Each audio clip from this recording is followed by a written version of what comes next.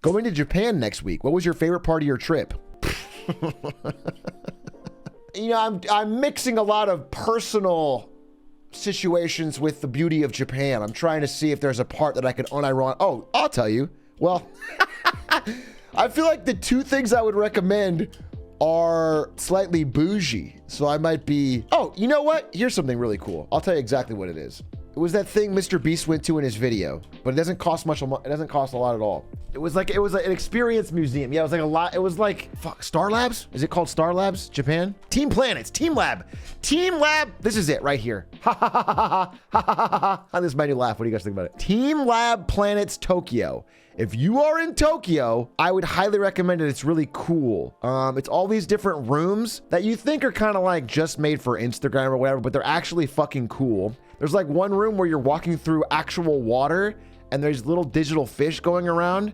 And if you touch one, it like splits into different rainbow fish and everyone's walking through the room and all the fish are multiplying and it's like a fucking rainbow. Take an edible, go to this thing, it'll blow your mind.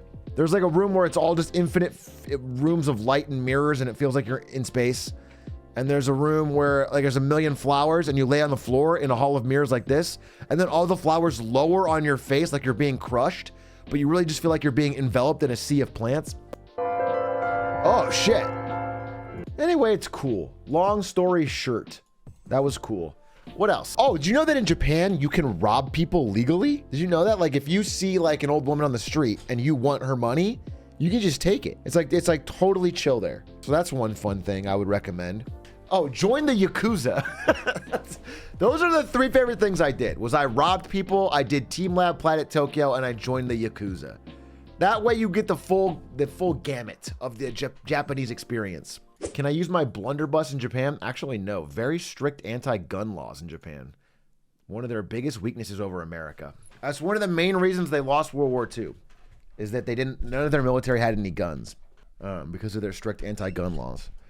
Oh, another great thing to do in Japan. Sorry, it's all flooding back to me because I had a great time there. Another fun thing to do in Japan is to walk around and ask everybody, do you like anime? So you like anime, right? Make anime the central focus of your interactions with other people.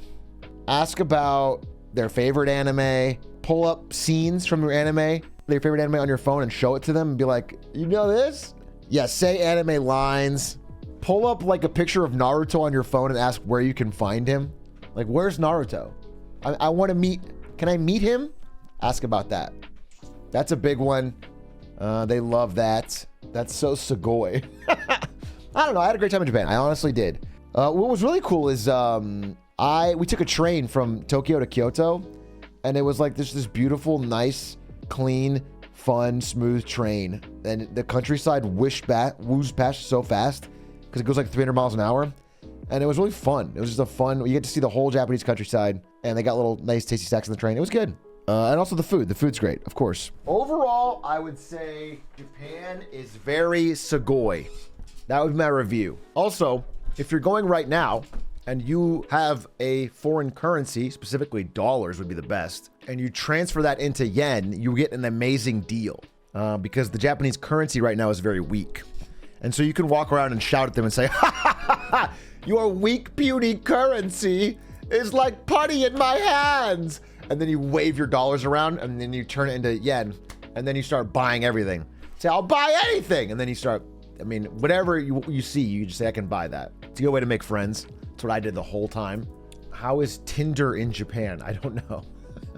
I went with my wife, so I didn't spend a lot of time on Japanese Tinder, but you tell me, brother. you go check it out. I am going in a year. Maybe I should exchange now. You're gonna tie up your funds in yen for a year that you can't spend for this possible trip. It's like Forex trading, but with like, like no upside. Yeah, it seems really stupid. And also like the chances are it continues to trend in the same direction and then you just lost value on your money. The currency is so weak that I gave them 1 USD and they gave me 30 billion yen. I was driving around like Scrooge McDuck. Yeah, it's basically how it works. I used to wave $1 around and say, you want this, you poors? I had an American flag on my back and a $1 in my hand. And I would try to buy anything with that single dollar and they would always take it. That's kind of mean. You think so? I don't get it. How is that mean? Like me coming to a different country, waving a single of my dollars around with an American flag on my back, blasting Born in the USA on a boombox that I brought through customs, and then calling them poor. How does that mean? I don't understand. What part of it, I guess? For an added touch, I like to say learn English. That's one thing though, unironically, is that when I was in Seoul, it's very easy to get around with no knowledge of Korean. I had knowledge of Korean, but I barely had to use it. In Seoul, like a lot of the signs are in English. The chorus to every song is in English.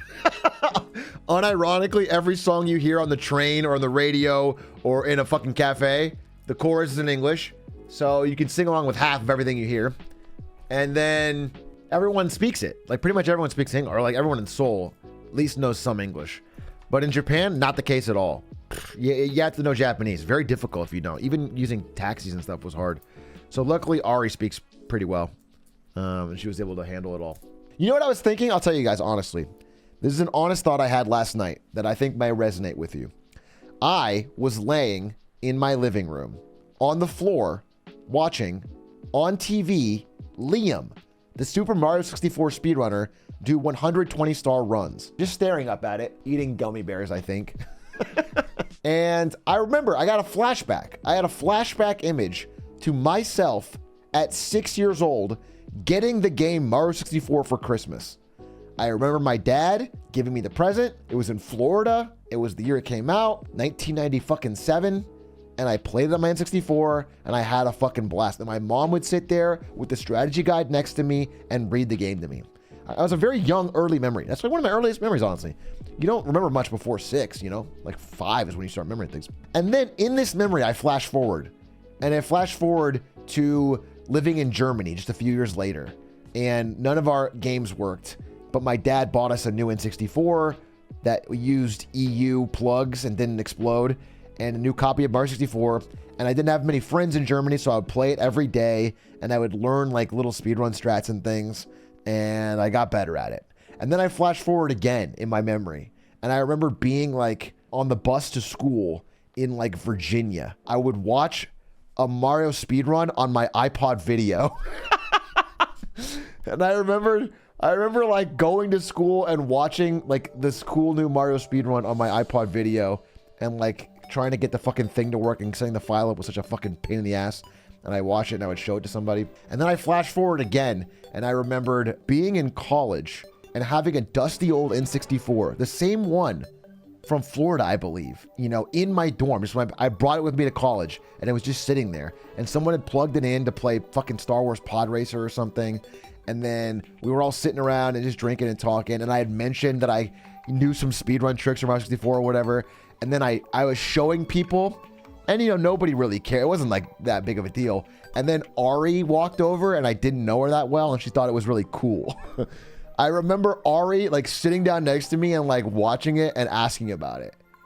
And then I flash forward again and like I'm in my house and I'm married to that woman. And it's like I am watching on a TV that I bought, and I'm an adult. And I'm watching someone play Mario, the game that I got when I was 6 years old. And I was like, what the fuck? And then I wasn't even high. I promise you I wasn't even high. And I was like, I gotta go to bed, bro.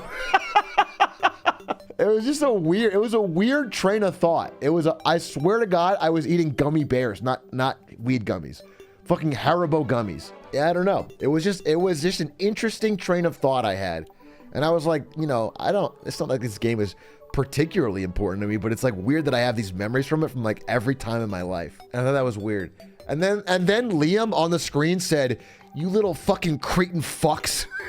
This game fucking sucks. Speedrunners fucking waste their lives. I'm wasting my life right now." And I was like, bet. You know what? I think I previously on this stream may have slandered Liam because I said that he made fun of minimum wage workers, but I found out that whether it's a bit or not, he's always doing that.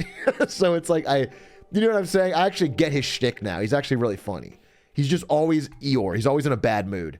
And then he speedruns, and that's why it's kind of funny.